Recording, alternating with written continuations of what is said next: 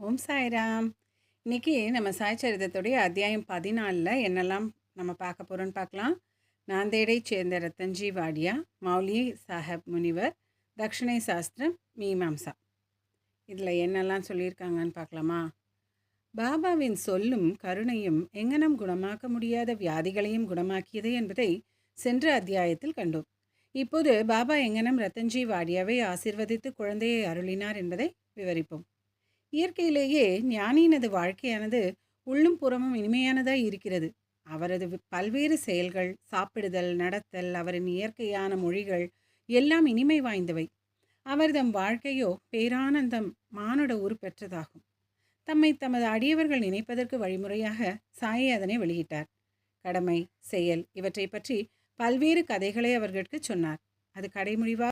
இதன் முழு தொகுப்பிற்கு சேனலை சப்ஸ்கிரைப் செய்யவும். ஓம் சாய்ராம்.